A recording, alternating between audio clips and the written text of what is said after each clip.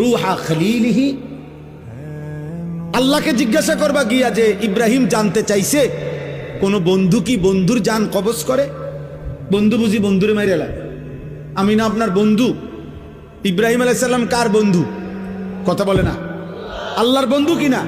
তো ইব্রাহিম আলাইহিস সালাম বলতেছে যাও গিয়া জিগাও কি বন্ধু এটা, বন্ধু বন্ধুরে মারতে কয়? বন্ধু বুঝি বন্ধুর জান কবজ করে? সুবহানাল্লাহ। আল্লাহ তাআলা তখন বললেন জিব্রাইল, আরে আজরাইল, মালাকুল মউত, তাহলে এক কাজ করো, তোমারে আমি আরেকটা প্রশ্ন করতেছি ইব্রাহিমকে বলার জন্য, তুমি হেঁটে গিয়া কও, যাও আবার যাও। তো মালাকুল মউত এসে এবার ইব্রাহিম আলাইহিস সালামকে বললেন, আপনার কথার জবাবে আল্লাহ তাআলাও একটা প্রশ্ন করছেন, আপনি এটার উত্তর দেন। তো বলছে কি?